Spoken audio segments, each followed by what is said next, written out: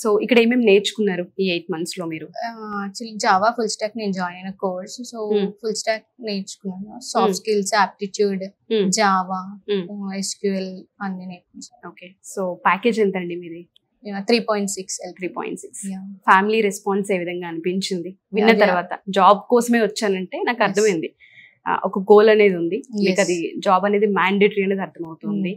ఒకసారి ఎస్ నేను క్రాక్ చేశాను అన్నప్పుడు మీ ఫీలింగ్ అండ్ పేరెంట్స్ ఫీలింగ్ ఏంటి? వాళ్ళు చాలా హ్యాపీ ఫీల్ అయినారు యాక్చువల్లీ.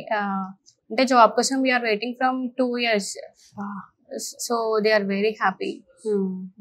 2 years నుంచి ఎదురు చూస్తున్నాం. ఫ్రమ్ 2024 నా గ్రాడ్యుయేషన్ అయిపోయినప్పటి నుంచి మేము చాలా వెయిట్ చేస్తున్నాం. సో అంటే బయట నేను ట్రై చేసినప్పుడు ఇలా కోడింగ్స్ లో లాగ్ అయ్యి నేను సెలెక్ట్ అవ్వకపోవడం, ఇక్కడికి వచ్చిన తర్వాత సో నేను సుధీర్ సార్ జావా చాలా బాగా చెప్పారు. చాలా అంటే ఎవ్రీ స్టూడెంట్ కి రీచ్ అవుతుందా లేదా అని సార్ ఫీడ్బ్యాక్ తీసుకుంటారు అండ్ రిపీట్ చేస్తూ ఉంటారు మళ్ళీ మళ్ళీ.